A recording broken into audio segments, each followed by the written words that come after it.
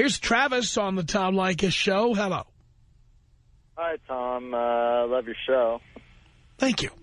I was listening earlier, and you basically described my ex-girlfriend to a T regarding them talking to their friends about everything about you and what's going on and, you know, all that. And she was her godmother, so, you know, I could see what you were saying when your friend, you know, you said that their friends, you know, don't really want to lose them. And she was basically a loser herself, had several kids from different guys, still single, living off the government. So, you know, she picked a real winner there. And ultimately that's what ended it, because her friend could see right through me. I never really spent money on her or did anything special, just because, you know, I'd like to keep that for myself because I work hard for it. So, you know, that's basically what I wanted to say. Now, by the way, this person you're talking about who had all these kids, you're talking about an ex-girlfriend? Yeah. And you had a girlfriend like that. Why?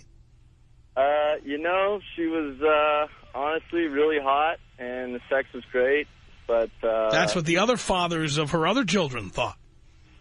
Oh, no, that was her friend. Well, her friend. Okay.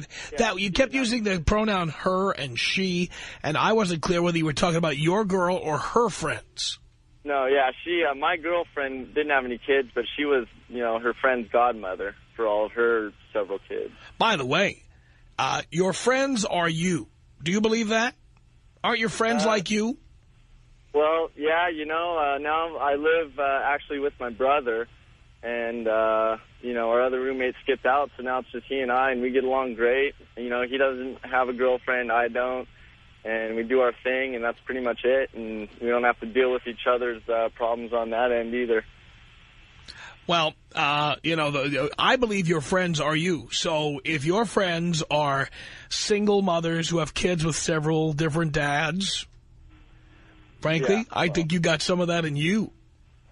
Oh, yeah. Well, she basically had it all planned out, you know, told me constantly that she could be married, you know, right now. And that sounded insane to me. And, you know, she would always be jealous about all her other friends getting married, and, you know, to the point where she'd cry about it. And I'm just, you know, I couldn't handle it. And she wanted to have kids by the time she was 24. She was 21 at the time. And I'm just thinking, you know what? She's out there looking for some guy to fill this spot that she keeps talking about. And right now she's looking at me like I'm going to be that guy. And the whole time I was listening to your show and thinking about, you know, everything that you said. And you basically kind of described her to a T in a lot of ways on a lot of your shows. So what are you going to do? Well, I had to get rid of her. You did get rid of her? Oh, yeah. How'd she react to that? Well, she had a lot of problems growing up, you know, with adoption issues and just previous abusive relationships and things like that.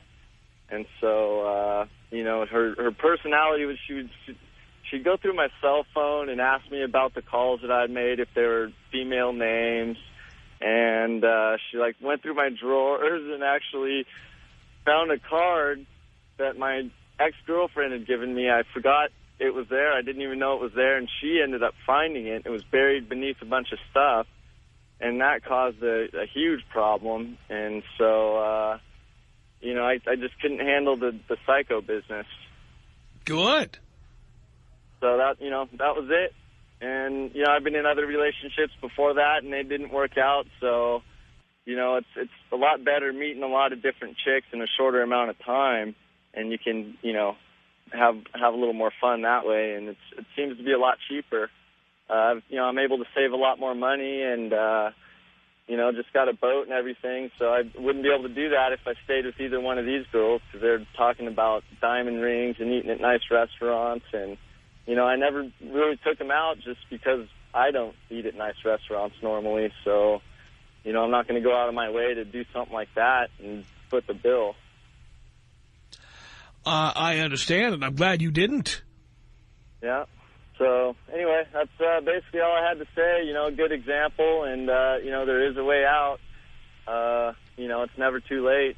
You know, even if you're down to the point where you think you're getting married, you know, I've seen it, and it's gone bad for a lot of my friends. Half of them are divorced, and I just don't want to be that guy. So I don't think anyone else should either. So that's it. Could you blow me up? You know I can. 1-800-5800-TOM. It's Mark on the Tom Leykis Show. Hello.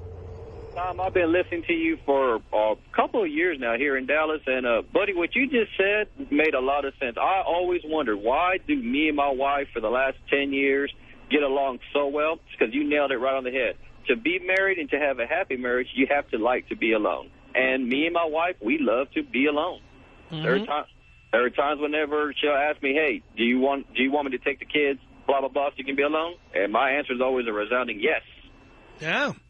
And same thing with her. I always ask her, do you want me to take the kids to Chuck E. Cheese or wherever, you know, my son and daughter want to go? And she's always like, yeah, I would like that. I think alone time is critical. It is. It's very critical. And, you know, another thing is, I mean, not to filibuster on your show, but thing is, don't change. Don't ever change. If you're a slob when you met somebody, stay the slob. Right. I have it. The only thing that's ever changed about me is I stopped sticking it to other women. And I'm okay with that. I know a lot of my friends that have been married twice, and one of the major reasons besides money is because you're not the same person that you were when I met you. It's because they changed it to the person that your wife wanted you to be. Yeah. Well, I'm a complete jerk. I'm an a-hole. I'm proud of it.